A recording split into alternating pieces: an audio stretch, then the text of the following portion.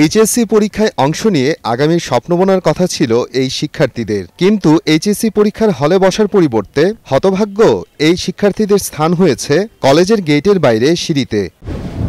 প্রবেশপত্র না পেয়ে এইচএসসি পরীক্ষায় অংশ নিতে পারেনি হতভাগ্য ১৭ শিক্ষার্থী। তারা জামালপুর পৌর এলাকার দড়িপাড়ায় প্রশান্তি আইডিয়াল স্কুল অ্যান্ড কলেজের শিক্ষার্থী। পরীক্ষা না দিতে পেরে বৃহস্পতিবার সকালে কলেজটির সামনে অবস্থান নেয় তারা।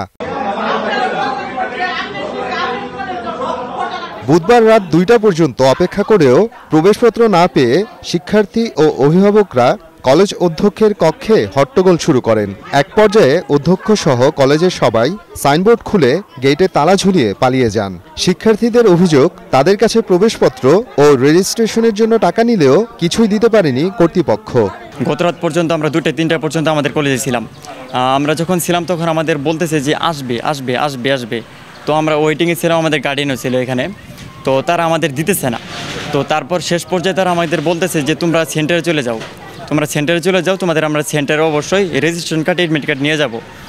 আমরা সেন্টারে যাওয়ার উদ্দেশ্যে যখন সকালে বের হই, বাড়ি থেকে বের হওয়ার সময় যখন আমরা প্রিন্সিপাল স্যারকে ফোন দিই, তো আমাদের প্রিন্সিপাল স্যার বলতেছে যে দেখো তোমরা তো এবার পরীক্ষা দিতে পারলা না, তোমাদের এডমিট কার্ড আসে নাই বা আমরা নিয়ে আসতে পারি নাই, তো তোমরা আগামী বছর পরীক্ষা দিতে হবে।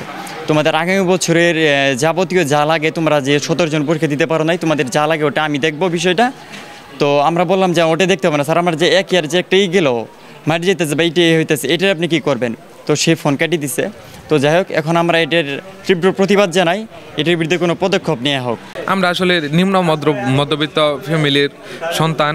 আমরা যে আমার যে পরীক্ষাটা দিতে পারলাম না, এটাতে আমার ফ্যামিলির প্রতি কতটা ইফেক্ট পড়বো সেটা আমি জানি, খুব ভালো করে বুঝতেছি। সেজন্যই আমি হতাশ হয়ে বসে আছি এখানে। ফর্ম ফিল আপের টাকা জমা দেই, তখন বলছি যে এডমিট কার্ড কবে আসবে, বলছে যে ২১ তারিখ বা ২২ তারিখ, ২০ থেকে ২২ তারিখ, এই ৩ দিনের ভিতরে এসে পড়বো।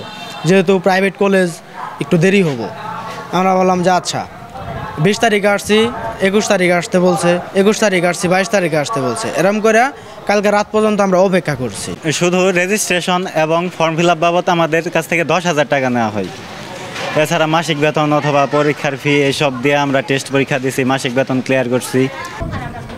আত্মগোপনে থাকা কলেজ অধ্যক্ষ রেজাউল ইসলাম সেলিমের সঙ্গে যোগাযোগ করতে গিয়ে তার মুঠোফোনটি বন্ধ পাওয়া যায়। এ বিষয়ে প্রমাণসহ লিখিত অভিযোগ দিলে উক্ত প্রতিষ্ঠানের বিরুদ্ধে ব্যবস্থা নেওয়া হবে বলে জানিয়েছেন এই কর্মকর্তা। প্রতিষ্ঠানটার আসলে কোনো রেজিস্ট্রেশন নাই এই কলেজটির।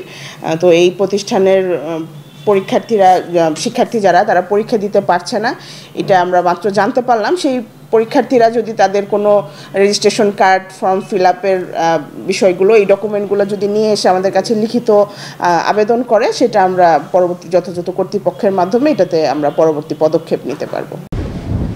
এবছর জামালপুর জেলায় ৫২টি কেন্দ্রে ২৬,৫৭৫ জন শিক্ষার্থী পরীক্ষায় অংশ নিয়েছেন। সময় সংবাদ, জামালপুর।